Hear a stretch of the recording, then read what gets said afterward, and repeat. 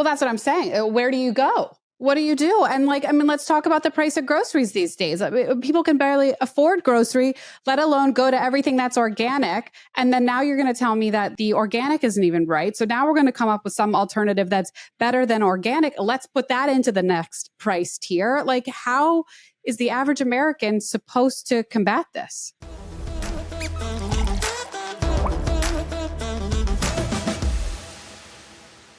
Before we get started this episode, I wanted to highlight this awesome podcast called the Go Diaper Free podcast. It's hosted by Andrea Olson and Nicole Cheever, and it's about elimination communication. Have you heard about this, Casey? Because I feel like you might be into this type of alternative in potty like training. The depths of my alternative algorithm Instagram. So it's an infant potty hygiene, and you can have your baby go to the bathroom as early as birth. So you're essentially potty training them from birth. So it might sound a little out there to some people, but babies do have a natural instinct to potty and to keep themselves clean. Right. I remember specifically the first time I heard about it, same thing on Instagram. God, the information we get there.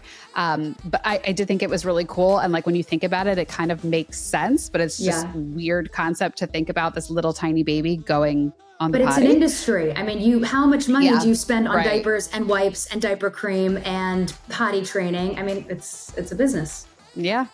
So the Go Diaper Free podcast gives you all these different tips and tricks about it, helps you troubleshoot so that you can respond to baby's needs and change fewer diapers. I just think it's interesting to even listen to just gain a different perspective on the whole thing. So it's the world's first official elimination communication podcast. It's solely dedicated to this. They cover any and all types of things around it. If it's totally new to you, and just a few episodes that would be great for starting points. They told us that episode 232 is for beginners and episode 88 is about at what age can I potty train my child. So make sure you check those episodes to get started. So just go search Go Diaper Free podcast in your podcast player and subscribe. And Casey, you'll have to keep us posted on whether Miss Hosmer is getting potty trained right from the get-go. Maybe I'll just do both of them at one time. There we go. Finally, the day Casey has been waiting for. I feel like this has been at the top of your list for a very long time. And now we have somebody here who's going to tell us all about, am I even saying it right? Glyphosate? Glyphosate. So if that's any indication of how much I know about this, which is zilch. I know only the random reels that Casey sends to me in the depths of the night. That you don't look at. I'm a little scared. You know what? You're absolutely right. Some of them I do look at and some of them I don't look at because I'm scared to, which I know isn't the right way to go about it. But I'm like worried that it's going to tell me something that I use in my daily life is actively contributing to the demise of me and my family. And I'm like, well, that is like so much pressure on me to not just change habits, but like then like look at everything and how I need to change it, which I've talked about on here a lot, is like, I am like a middle of the road type person with this. I want to be a good person. I want to start making sure I'm getting rid of the things that I need to be, but I'm like scared to take the full plunge, where I feel like you are pretty shoulder deep at this point. I'm shoulder deep in that I think I know a lot of things. Like Kylie Kardashian said, or Kylie Jenner, I guess her name is.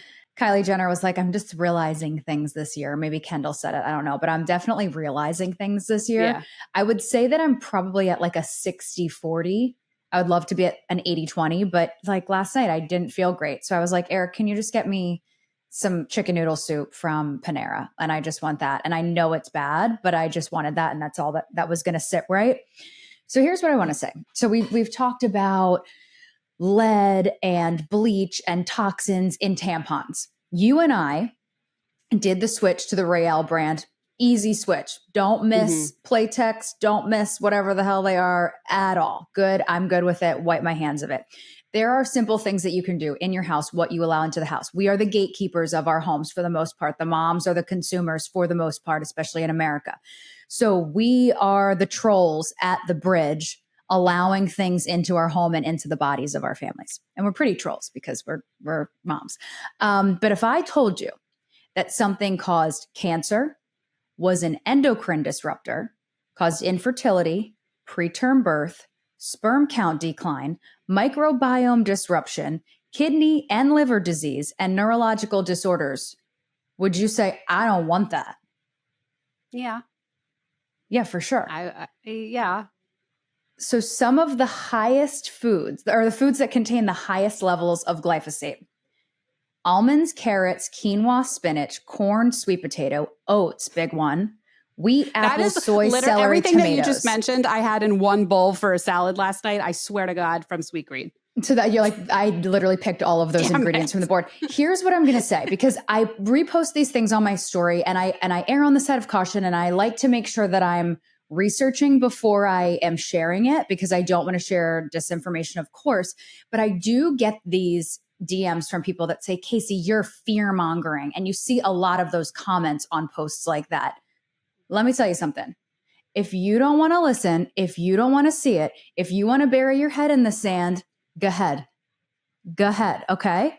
I'm sharing it because I think this is really pertinent information. I am so sick, and I've gotten into it with my mom. I'm so sick of hearing, well, we fed that to you as a kid. We fed that to you and you turned out just fine. No, it's different.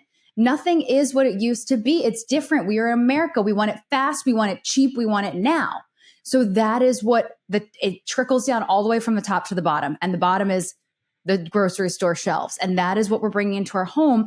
And that is why we have Kelly Ryerson, the glyphosate girl, who I've followed on Instagram. I love you. I think that your content is digestible. It is understandable. You are literally spoon feeding us, for, no pun intended. What this is, I just want to say, welcome. Thank you for what you do. You are fighting the good fight. Not all heroes wear capes. What is glyphosate? What are glyphosates? And why should we care? Oh my gosh. Everything you were saying is something I totally relate to, first of all, because it is like, I get the same thing. Why are you fear mongering like this? And it's not like I want to. I'm not in the business of trying to do fear mongering. It's just, oh my gosh, once you guys all hear. The world is crazy. It's just crazy. It's literal insanity what's happening with this chemical in our food system. And so glyphosate is herbicide, so a weed killer that is, you might recognize as Roundup, which you see in Home Depot or, unfortunately still at Target, that's sold. And you think of it maybe as people using it in their home gardens to kill weeds that they don't want. So that's how I knew. That's all that I knew about Roundup, that I learned that this active ingredient is called glyphosate. And so I actually didn't know much about it at all until I realized that I had a gluten sensitivity. And I went Which most people do. If they know it or not, they do. Yeah. And I went to a conference at Columbia University that was on celiac disease and gluten sensitivity. So you were just still a civilian at this point. You were just civilian. Yeah.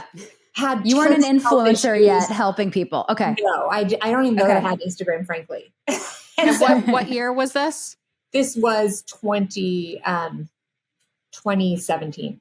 Okay.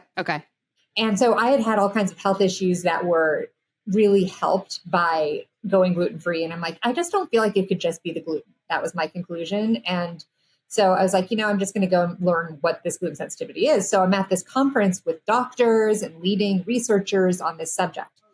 No one's talking about much that was really useful.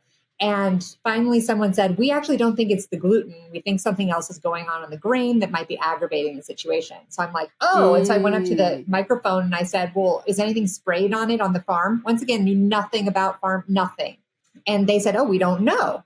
And so a scientist from General Mills was there trying to sell his gluten-free Cheerios and talking about sourcing them. And he found Spare me, Doc. Right? He came and he found me and he said, oh, yeah, the pesticide Roundup is sprayed on the grains right before harvest to dry it all out evenly so that the harvesting process is easier.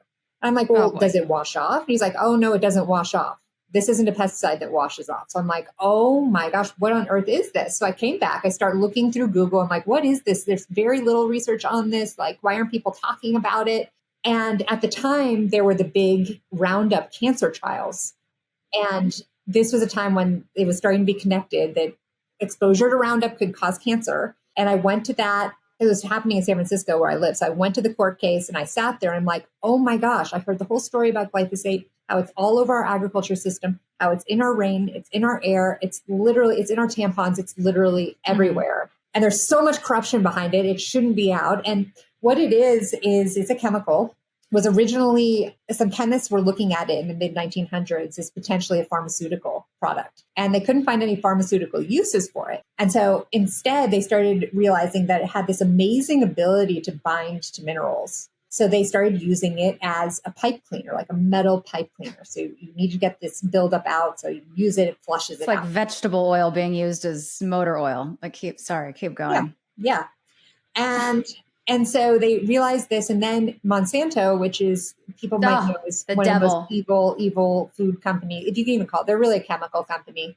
But wait, what's the name of it? This is Monsanto. Where my they own everything in this topic shows. I don't even know what that is. Yeah, so Monsanto is often referred to as Monsatan because they were originally a chemical company, and then they started realizing post World War II that a lot of these chemicals had a lot of uses in agriculture where they could be used as pesticides, for insecticides and all these other uses. And they're like, great, let's now expand our profile here of different opportunities to make money off these chemicals. And let's go into this. And they ultimately ended up also building out the GMO seed. So anything that's like manipulating our food. That's genetically modified organism, correct? Yes, genetically modified organism. So this chemical, Monsanto realizes, this is a really powerful weed killer. This is now in the 1970s. And so they put it together with these other chemicals, and they put together a formulated product called Roundup, and they start selling it to home gardeners and to farms. And so it's getting pretty popular. It's really effective. And then they were going to run out of their patent. So they weren't going to be making as much money on selling this Roundup come the late 1990s. So they said, okay, we want to keep on selling this. Let's develop a seed. And this is where the genetically modified organisms and seeds come into play. Let's develop a seed that the farmer can plant, and they can spray that crop as much as they want with Roundup, and that crop will be resistant to its effects. So it'll still grow. It's a weed killer, but these crops are designed so that they can still live. To be resistant to it. Yeah. To be resistant to its effects. So, oh my gosh, this is a huge hit across the Midwest, and they're called the Roundup Ready GMOs. And next thing you know, we have just a huge explosion in the planting of soybean, genetically modified soybeans, genetically modified corn. The government is finding these other uses for the genetically modified products. Suddenly, this enables tons and tons of cheap grain and soy to put into animal factories. So now you have these big animal factories where animals are treated terribly.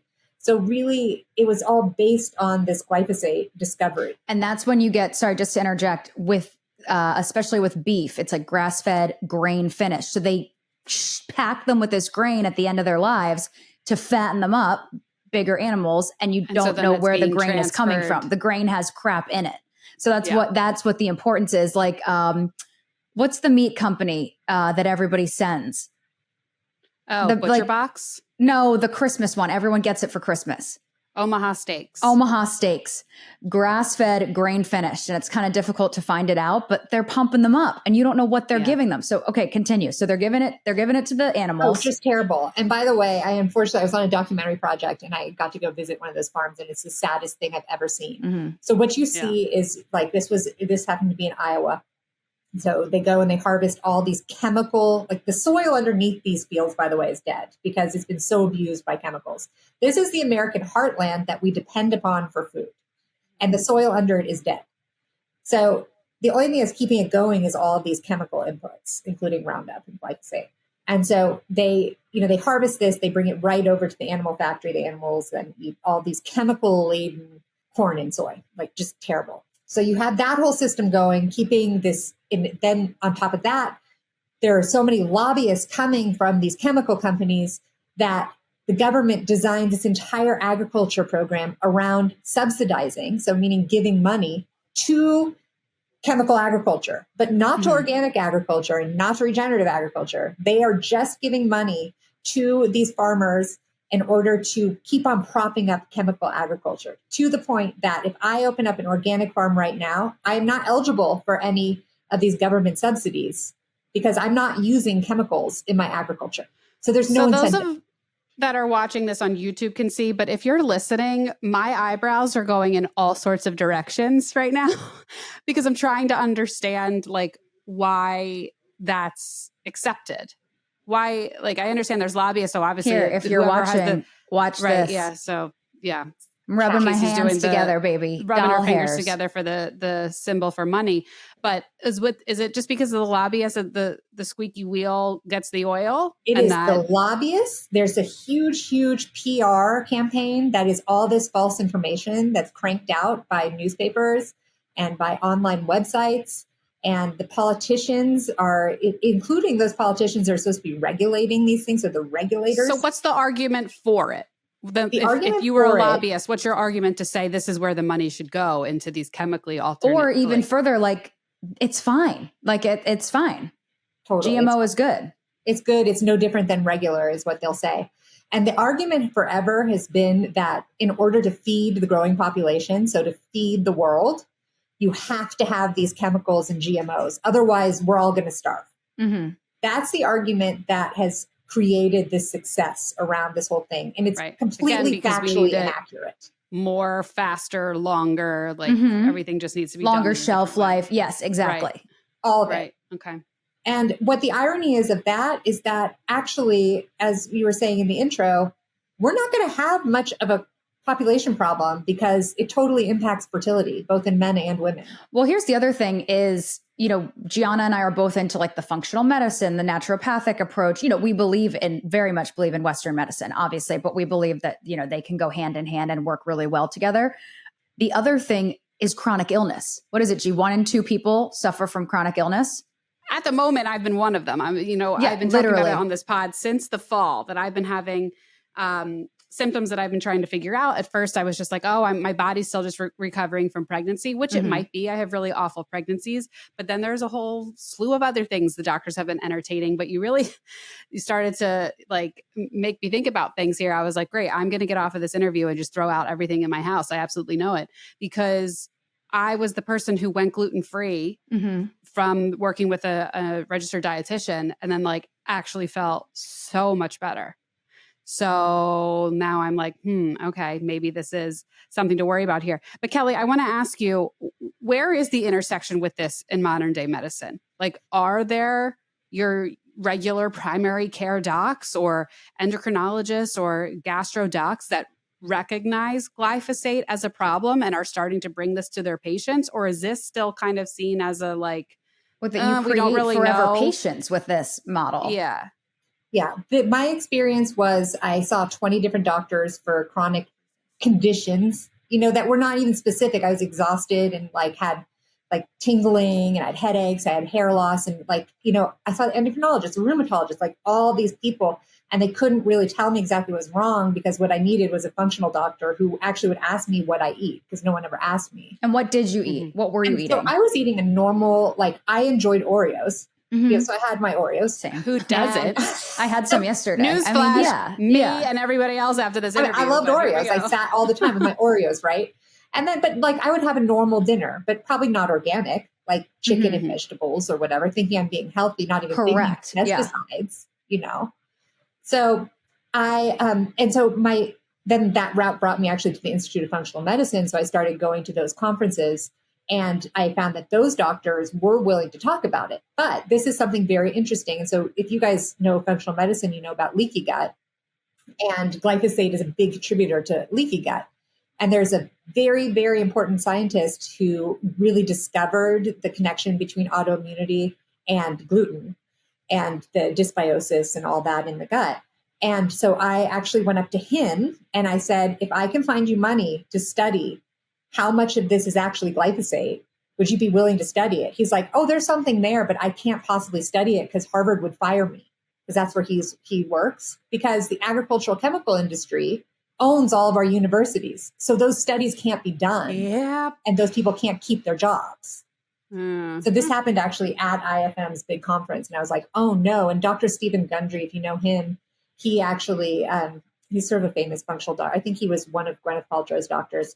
He very much recognizes that this is a big problem, but you're not going to see it. It's not taught in medicine. They don't think that things that the government say are okay could possibly be that bad. And that is where I've started getting into this policy stuff. And I've now gone myself and tried to lobby on Capitol Hill. And I've had meetings with the EPA and the FDA and the USDA. And it's like, there's no talking point to a wall with these regulators. It's a wall. And now I know behind the scenes from all that's been exposed through the Roundup litigation that they're all in cahoots. I mean, they're talking all the time. And get this, Monsanto, this very, very terrible company I was talking about earlier, in 2018 was purchased by the pharmaceutical company Bayer. Oh, and they're trying to put what are they doing to lettuce? I just sent Gianna this. What did Bayer just come out? They just like altered They're doing lettuce. Gene editing to the lettuce because why not? And the government's not going to regulate it. And so no one's thinking, wow, this could cause a whole cascade of inflammation in all of us. And like our kids now will have allergies to lettuce, right? And people will be like, oh, it couldn't be that. But here's the issue. You're not better off if you're doing organic, because organic doesn't mean it's not sprayed with chemicals. Organic just means it's right. So what does most organic likely mean? A lower dose more times, but a lower dose. Well, so legally, let's say like everyone's on the up and up. Legally, you cannot spray glyphosate, or another big common one is 2,4-D, which is half of Agent Orange. That's common in our food. That's a really famous, awful pesticide that caused all kinds of harm in Vietnam. And so that's another really common one. Atrazine is another really common one that can't be sprayed on organic food. That one actually is very famous because another chemical company, Syngenta, made that one. And there was a scientist at Berkeley who did a study on amphibians and their exposure to atrazine in water levels that actually is sometimes found in our drinking water. And he found that they literally started changing sexes. And like within the testes, you would have like eggs. And I mean, just crazy endocrine disruption from Is that what Alex Jones was screaming? They turned the frogs gay? Yeah. And then he was made a mockery of, and actually it happened. Like the study's there. And so then Syngenta came after the scientist and was like, death threats for this stuff. Oh my God. Anyway, that one also can not be sprayed in organic. So if you have to decide, like I eat almost entirely organic unless I'm eating out, because otherwise I'll have no social life. But at this point, but I will say, since you're pregnant, it was actually, I had tons of really, really severe food sensitivities and I mean, just aversions when I was pregnant because I was so nauseous. Right. That I just sort of had to eat what I eat. Right. I mean, and that's terrible. Yeah. Gianna vomited throughout the entirety of both pregnancies. Oh, did you have hyperemesis? I did. Oh, yes. me too. The entire time. The chair of the hyperemesis organization. Yeah. Really? Oh my gosh. Yeah. I want to get you involved. That's amazing. Yeah, please. Oh my gosh. Yes. That like Facebook group like saved my life. Oh my gosh. I mean, that's an organization. Like, yeah. Oh, that's amazing. Oh, okay. I've never heard two girls so excited about puking. I know. Together, it's like, oh, this is so I know. It is. Well, because it's normally like you hear people that are like, oh, I was so sick. And I'm like, yeah, same. I like threw up every day. And they're like, oh, I never threw up. I was just really sick though. And I'm like, yeah, that's me. That's literally me and Gianna's. That's our conversation. I was just incredibly nauseous and crazy food aversion. So truth be told, all I wanted in the beginning of my pregnancy was KFC. And I know that is terrible. I'm actually shocked that you said you got Panera Bread last night. So yeah, this is. We just got off the plane and it was late. You're feeding your baby. Like what's the alternative? Like you eat nothing and then you starve and the baby doesn't get the nutrients. So are they the best nutrients? No, but like you got a lot of time to be able to make up for it and you're just doing what you can right now. But I've been eating healthy. Exactly. But there's a reason you go to other countries. You go to Italy, you eat pasta for breakfast, lunch, and dinner, and then you slurp down gelato and then you drink a bottle of wine and you lose weight. Yeah. I mean, you're walking everywhere, but it's the ingredients. And that is what people don't get. I want to talk about that, Kelly. What do you know about the regulations in the US versus regulations elsewhere? Like where is the US falling behind and what countries are like the prime example of what you should be doing? So we are definitely, that's a great question. We are the worst in the United States. By far. Fair. In fact, to the point that you can't even get the formulation of Roundup that we have in the US in Europe. So because Europe banned the other things that are in the formulation. So our Roundup is way more toxic than Europe's Roundup. I mean, meanwhile, like the company can obviously make both versions. So why are we okay with the bad one, right? Right. So you have that. And then Canada's not great either because they kind of follow what we do with our bad agricultural practices. And Argentina and Brazil are pretty bad too. In Europe, they have re-registered glyphosate, which is too bad because it was on its way out, but the industry got in there and they're like, no, keep it alive. But they're not allowed to do that pre-harvest spraying that we do here. That I was mentioning. And is that the one that it really soaks everything up? Like that's the worst one? It's the worst one because it's directly on it and then it goes straight to the mill and then we eat it. And that's why in things like hummus and things like Banza pasta, which recently came out. I just saw that. Oh my God. That is a blow to our household. I we know. used to have that at least once or twice a week. It's so terrible. And what bums me out so much is I wrote to them and I said, hey, do you guys ever test for glyphosate? They said, yeah, we only find trace amounts. And I said, well, can you send me those lab results? It's hard to believe just because it's not organic. And they said, oh, we can't, it's proprietary. And then this other organization I'm with, Moms Across America, did the test and it came back the worst thing we've ever seen. And now they're very upset. But, that's what are some of the other ones in that study that Moms Across America did? So jovial pasta was in it, and that's organic. And there was a little bit of glyphosate, but that isn't enough that I'm really worried about it. And the way that it can get into organic things actually isn't the spraying of it, but for example, in an organic farm, you can't use synthetic fertilizers. And so synthetic meaning company made, like artificial. So you have to go and you buy manure from, say, like a feedlot of some kind. And unfortunately, that manure is likely from one of these animal factories where that cattle has been eating the glyphosate-laden thing. So it's still in the feces. So then you bring that feces over to the farm, at the organic farm, you're using that, and then it has glyphosate residues that are picked up into the crops. So it's like that toxic that it can last like a spray and an eat and a feces and it doesn't go away. It just doesn't go away. I mean, it does degrade in soil, but it takes a really long time. So I've definitely been in my feels lately, and it makes me really happy that I have a therapist that I know and love and trust, because I just can't imagine going through life without a therapist at this point. You actually had me laughing so hard, Casey. I was listening to one of our episodes and you reference your therapy. Therapy, it's the plural of therapist. I made it up and it sticks. So I have 3 currently.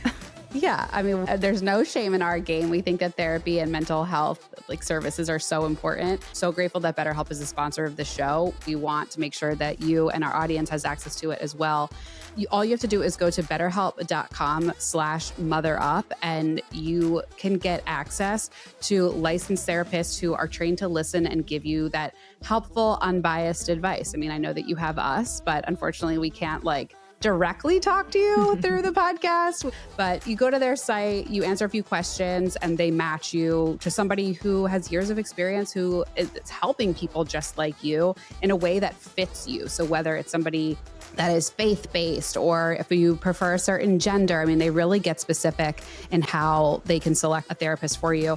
You do it all from your phone or computer, video calls, phone calls, messaging, and however you feel demand. The most comfortable. You'll be matched with somebody usually within 48 hours, so you can get started fast for those issues that really just can't wait. So thank you to our sponsor, BetterHelp. Let them connect you to a therapist who could support you, all from the comfort of your own home. Visit betterhelp.com/motherup and enjoy a discount of 10% off of your first month on us. So talking about how Banza was the worst levels of it, I mean, how does that compare to just like a regular run-of-the-mill pasta? Well, at least in this comparison set, now this is where it gets hard, because in organic wheat pasta, you're going to have very, very low levels because they're not allowed to do that pre-harvest spray. Now, It doesn't mean that every single thing that's not organic has been sprayed. So basically, this isn't even actionable for you, because it's then we need a test of every single thing. Well, that's what I'm saying. Where do you go? Yeah. What do you do? And let's talk about the price of groceries these days. People can barely that's afford what I was groceries, say, is let alone go to everything organic. that's organic. Mm-hmm. And then now you're going to tell me that the organic isn't even right. So now we're going to come up with some alternative that's better than organic. Let's put that into the next price tier. How is the average American supposed to combat this? Well, so I'll tell you about a very cool project that I'm working on right now, actually, that is hopeful. So there is a group called Regenerative, and they're working on regenerative agriculture. And it's founded by this amazing visionary farmer named Gabe Brown. And if you guys, it will soon come to streaming, but there's a film called Common Ground, and he's highlighted for these amazing agricultural practices that tie together soil health with our human health and recovering human health. Because the soil is sick almost in exactly the same way that our bodies are sick through the biome, and the soil biome and our biome. And so what's happening is that you get a lot of pushback from farmers when, say, Californians and people from Connecticut or whatever, or New York come in and they say, we want organic food, stop poisoning us, whatever. They don't like that. And because they're like, it's very hard to farm without it at this point. Mm-hmm. Mm-hmm. So what they need is to have a big group of support of like, where do you start day one to start to heal your soil so that you don't need to use all these chemicals? Because right now they're fully dependent on it to have a crop.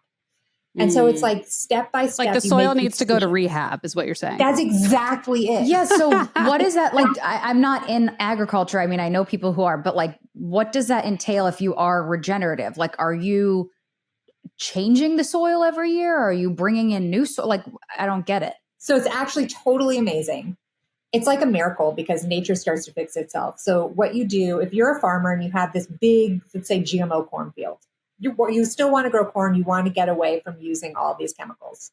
So what you do is you start with like one section of your field, and you'll go in and you'll plant just these things called cover crops. And cover crops are different types of crops that can provide health back to the soil. So things like legumes, and there are a bunch of other types of grains that you grow, and it pulls things like that it needs, the nutrients from the rest of the soil and the air.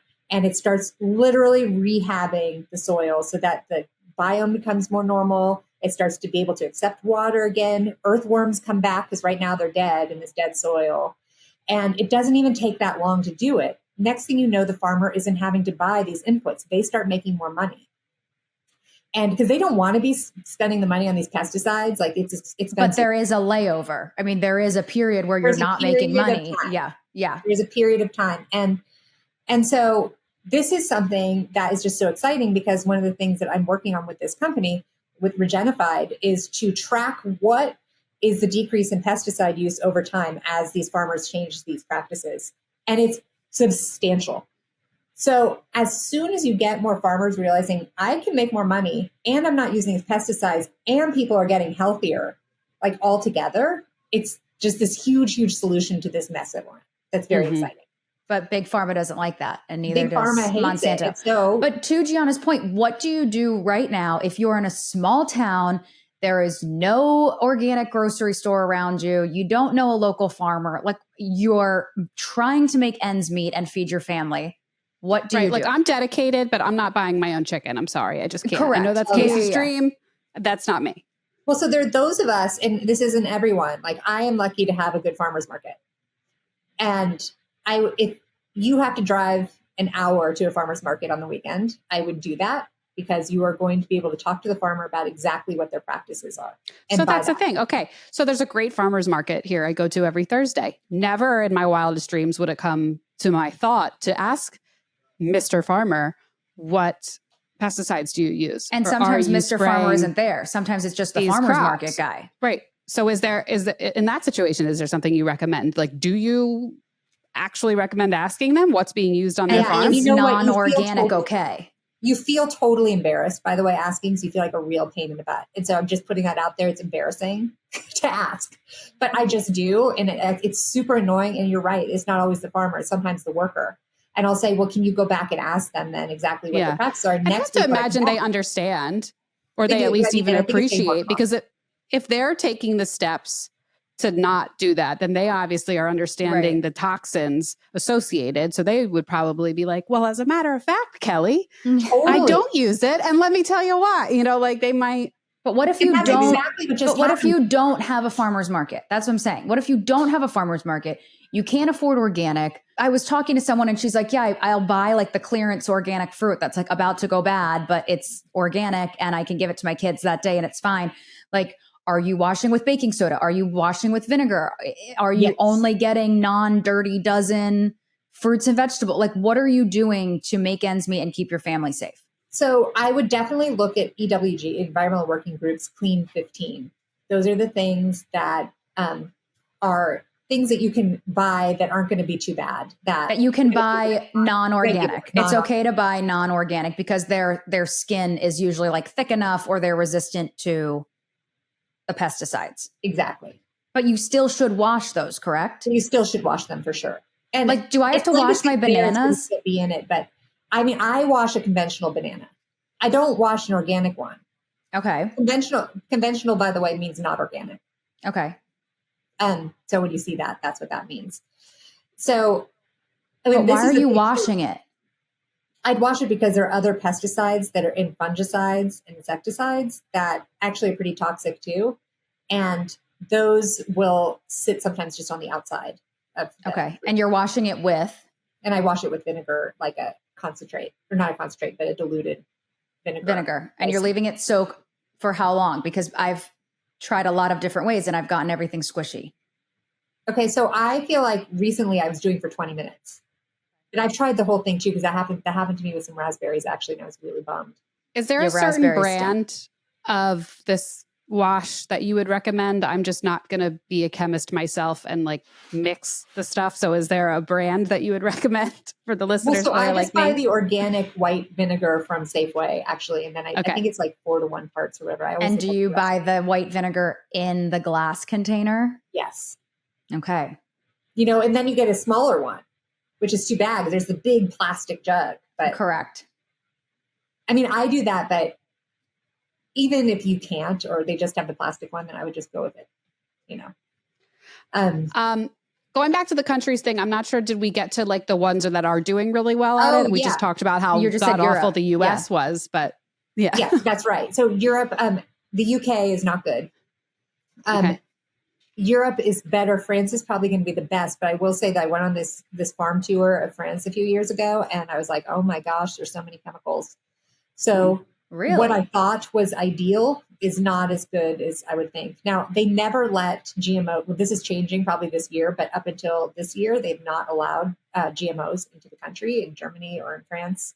They have in Spain, but in other places they haven't. And actually, when they were told that they might not have glyphosate anymore, that was kind of a little bit behind. There was a big revolt where a bunch of farmers from France went to the capital, like they went to Paris, and they were like dumping manure or whatever around to make a statement like we need to know what's going on. I feel like I remember seeing that. And that was because they wanted to keep glyphosate? One of the things was they wanted to keep glyphosate as a tool. Oh. So that's too bad, right? That's too bad. So that's terrible. But there are things like I was telling you about the atrazine, the frogs gay thing. That's banned there. There are also a bunch of fungicides that are super toxic that are banned there. And but like if you went and you did a urine test of a European, you would see glyphosate there too, just like here. And in fact, just recently there was a study of French farmer men, and they tested their semen, and it had glyphosate in it. The Bonza thing is honestly really tough for me. Yeah. And it's the Moms Across America thing found gluten in gluten-free things as well. That was the other thing that's kind of an issue. For me, just a personal hypothesis that I have, I love red wine, love partaking in an adult beverage. Oh, I was going to bring it up. And okay, good. I'm glad when I would drink California wine, I talked to Gianna about this, I would wake up stuffy, even like good wine, like $100 bottle of wine. Like stuffy the next day, just hoarse, brain fog. When I made the switch to strictly French wines, I was like a 21-year-old again. Like I felt fantastic the next day. No stuffy nose. Actually, my blood work, so this doesn't lie, my inflammation went down drastically when I made the switch. Wow. Yes. So my functional doctor tested me again, and she was like, "What are you doing?" And I was like, well, I am still drinking my wine. She's like, let's cut out the wine. I was like, let's not. And she's like, I've really There's thought a reason we have a large wine glass in the logo of this podcast. Oh my God, really pushed the reason is wearing a purple shirt today. Yes. I'm really Jersey today. It's a Versace Couture.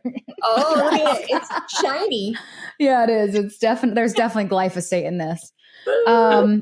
All right, so we talked about organic isn't exempt. Regenerative is the new buzzword. It's just like how we thought cage-free eggs were great. We thought free-range eggs were great, but it's pasture-raised eggs that we now need to get. So regenerative is now a new buzzword that people are looking for. already Bayer and the chemical companies have come in and they are greenwashing regenerative. They're saying now they are the leaders in regenerative. And greenwashing, for people who don't know, is basically when you say, like, Mrs. Myers. Is that who is Mrs. Myers? Like the hand soap company? Oh, yeah. Yeah, that they sell at Whole Myers, Foods. Yeah. Like that is greenwashed. There are a lot of companies that are greenwashed. They're like, we're so healthy and organic. Meaning they portray themselves to be healthier than they actually are, just because they have good branding. And Sweet Greens are bad about that. Yeah. Oh, for sure. It's like how people think Chipotle is the healthy. I was a victim of this for years. The healthy fast food. It's like, well, literally everything is done in seed oils, and seed oils are so bad. Can you explain that to me? Because you've said that to me a million times, and I know other people talk about it. And I just kind of nod and pretend that I know what I'm talking about. And some of my friends that are listening are going to be horrified because I've done it in conversations with them. Why are seed oils bad? Oh, you know it better than me, it sounds like. Me? Yeah. No, you go. It's not an area that I know about except to avoid them. So it's linked to inflammation, linked to leaky gut. And you're looking for okay, so there's a sliding scale, and I'm definitely butchering this, but I follow Dr. Paul Saladano. Do you know who I'm talking about? No. I see him on Instagram. Yes, he's like jacked and drinks like watermelon juice and does an animal-based diet. But there are oils that you should use, and there are oils that you should avoid, like olive oil, coconut oil, ghee, tallow, and avocado oil, I believe, are all the ones that are good. Greenlit. Do that. If you look at ingredients, like if you see popcorn and it's done in coconut oil or it's done in avocado oil, like that's great. But if you're looking at safflower, sunflower, what's the one everyone uses? Like just any vegetable oil, any kind of vegetable oil, canola oil. Like I used to fry everything in canola oil. That is not good. That is not good. It is so bad for you. And we need to have a specialist on, because I'm definitely butchering this and I'm not giving factual information. I feel like as an Italian, I've just always used olive oil. And then I recently switched over to coconut oil for some things, but all olive all day. Shrimp, like battered shrimp and coconut oil is actually fire. I mean, like coconut shrimp, you know what I mean? That sounds really amazing. It's really good. Wait, but I do want to switch to Whole Foods. Mm-hmm. You know, people go to Whole Foods. Bezos right, so speaking of the greenwashing. Yes, so Bezos has got it by the throat now. People go to Whole Foods and they wear it like a badge of honor. Like they are carrying their Whole Foods bag out. Like I just single-handedly saved my family with a swipe of a credit card. What is the issue with Whole Foods? So I've been so disappointed in Whole Foods because for a lot of people, that's the only place you can even go to buy organic food. I mean, it's the mainstream. It became really famous over the years for being the cleaner option. Of course, also super expensive option, but the place that you should be able to go and trust whatever they're selling as being healthy. Like they don't sell Coke. They don't sell Oreos that I was talking about earlier, which I used to be bummed about. But really, really shockingly, in the last few years, I've come in during the summertime and I'll look and I'll see that they are now selling bioengineered corn. And bioengineered is the new term for genetically modified, because people know that, or the companies know that you're going to be horrified if it says GMO corn. So they say bioengineered corn. I'm like, this is what you're selling. You are selling this totally pesticide laden. New phone, who dis? Bioengineered. Mm-hmm. Totally. Exactly. It's like crazy. And then you go into the baked goods section, and this never used to be the case. All of a sudden you're looking, you're like, what is this? You have all these GMO ingredients into your baked goods there at the Whole Foods stuff. Then what do? They bring in Impossible Burger, which is the worst thing to happen to human health, that they brought this around. It's so bad for you and full of chemicals that we should never, ever be putting into our body. That is something that the old Whole Foods never would have allowed to come onto their shelves. And I can't stand it each time I go in and I look there. And so I think that part of the reason why they're able to get away with this is that there's been a quieting of a lot of the food activists that were very, very active when, in the very beginning, when GMOs were hitting the stores, and a lot of food activists were like, we need to get this labeled so that people know if they're buying GMO foods or not. And so it was a very loud movement, including celebrities, just like a lot of push. It's same is true in Europe. There's just so much anger around this corruption of our food systems to make us sick. Well, a lot of that, and I think partially my personal opinion, is partially due to COVID. Everyone's just quieted down and is exhausted. Right. So taking something on is a lot. We have our own lives. We're creatures of habit. I mean, people have been we've been going to Whole Foods for what, Gianna, 10 years? I mean, over a decade. Yeah. I mean, it's just, that's what you do. And that's where you pick shop your brands and that's what you do. You have no brain cells left. You go to the store at the end of the day. You just pick up the same things that you've been doing. And everyone has their food store. Like you pick your food store and that is your like religious belief. Like it is, it is a part of your fiber of your being. Totally. Corn is I mean, fake. like Trader Joe's, those people are absolutely part of the cult. They are stands. They will die at the front lines for Joe. Kelly, how do you feel about Trader Joe's? Is there the same thing going on there? I feel like at least they don't put, at least in my opinion, they don't put forward this thing that they're the healthiest. And so I don't begrudge them that. I mean, they say some things are organic or whatever, but they're not saying come here to have your best health. Right. And I feel like Whole Foods does. Yeah, Whole Foods for sure does. They make you think that. Can you talk about how corn is bad? Out of the glyphosate foods, corn is one of the top, I guess, offenders. Top offenders. Engineered. Well, it kind of goes back to, so there's corn that's like the grain that the animals eat, and then there's sweet corn. So they're different. Sweet corn is what we will eat and have at a barbecue. And so if you have sweet corn that is genetically modified, it likely has been genetically modified and can stand up to a lot of different pesticides. And so therefore we are consuming more of it. It's just no good. Not only that, but then you have these foreign DNA particles that are inside of the corn that many scientists would claim actually cause a lot of health damage, including cancer. So that is why that corn is bad. And if I'm going to have corn, I'm only going to have organic corn because I don't want that genetic modification that I'm consuming. You're talking about organic corn on the cob. That's right. Like I'm looking at reports that say foods with glyphosate based on positive tests. Granola, Quaker, Kind, Back to Nature, Nature Valley. Like these are things that are staples in people's lives, that are in kids' lunchboxes and people's cars every single day.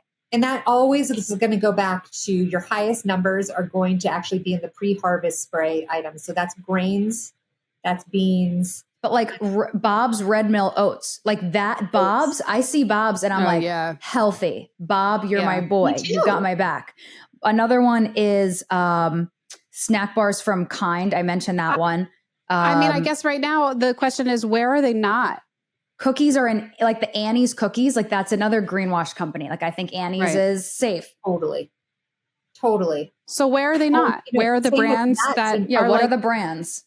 So the brands, so what I buy is the jovial pasta I was mentioning earlier, which gets boring. I don't know if you guys have that, but it's gluten-free. I think it's rice-based. I think I've had that back in the day. Yeah. It might be heavy in heavy metals because it's rice, but you have to weigh what it is. I know that's the other thing, the heavy metals. That's the other thing. I'm I don't actually have much in the way of corn or kale, or not corn, but spinach and kale because of the heavy metal situation with it. It's just really bad. There's so many heavy metals from the irrigation and runoff. So like, if you want to know what I have when I go, say I'm traveling and there are going to be no organic healthy things at all. Right. I actually usually will get beef and a potato. Yeah. Like that's what I get. I don't even buy the salads. And when I'm at Sweetgreens, when you go to Sweetgreens and you're like, I'm going to make this healthy decision for myself, they usually mark what's organic and what's not. And so just pick the organic ingredients when you're there. Interesting. Okay.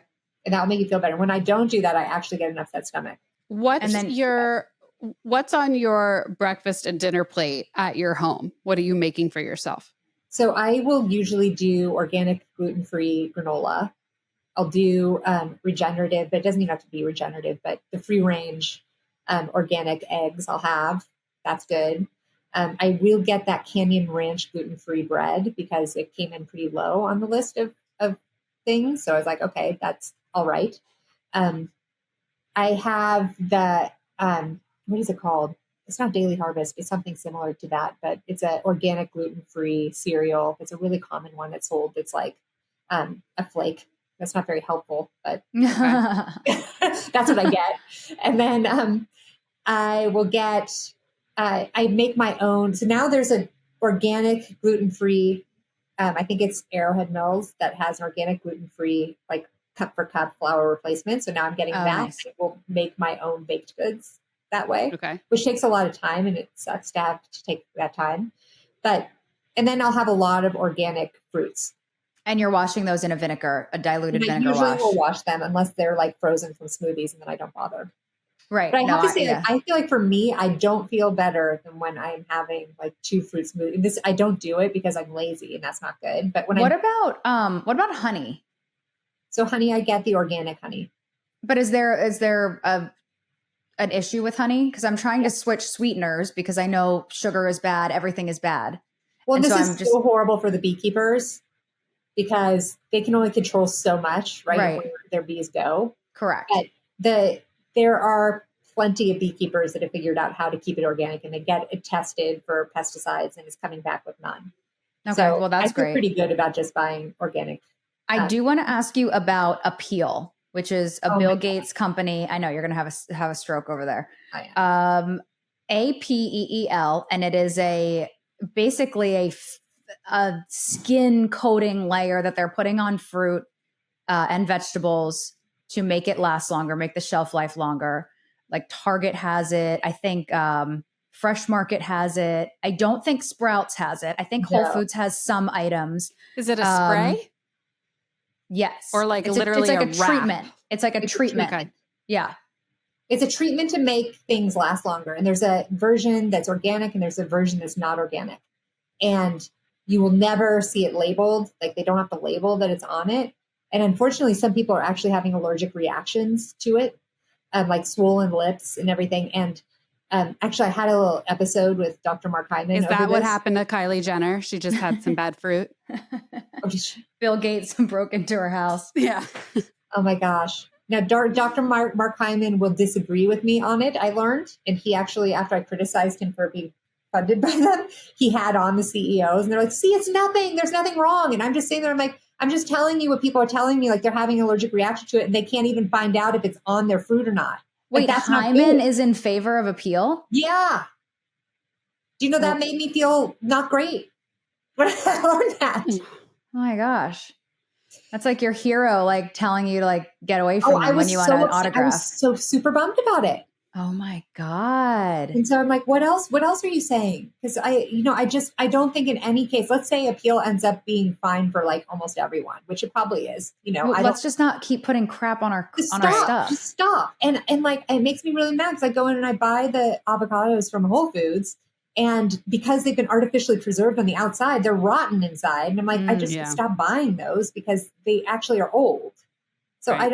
I don't agree with this. So how do you find out if it is appealed? So the only way you can do it is ask the people at the grocery store if you can go into the back and look at the side of the crate that it came in, because that's the only place that it will say. Wow. It's the only way you know. It doesn't say on the sticker? There's no sticker. No, I mean like the sticker with a 4 or an 8 or a 9. Oh, no, you don't know. Wow. And Costco has now said that they won't have anything. Trader Joe's won't have Appeal. Sprouts doesn't have Appeal. Oh, okay. All right. Well, that's good. Yeah, there are grocery stores that won't do it, but Whole Foods does it. Whole Foods does it. And they're like, we're going to keep doing it. There's another reason to be mad about Whole Foods. And is Appeal on organic items? Yes. Okay. Yeah. And apples too. Apples. I won't buy apples. They're like the worst. I feel like I've heard so many negative things about apples. I just won't buy them. Because like, who knows what that waxy coating is. Yeah. I know what you mean. We're running low on time. I want to make sure I close the loop on something that you said in the beginning. And we've talked about a few times throughout the episode in terms of if this is you and you are feeling this way, that there's just been something up. My inflammation is crazy. I don't feel good. I'm going to this doctor. I'm going to this doctor. Is there such thing as a test for the glyphosate to be able to say, hey, this might be the issue because there are raised levels and maybe now I need to adjust my diet? Or is there another way that you need to go about that?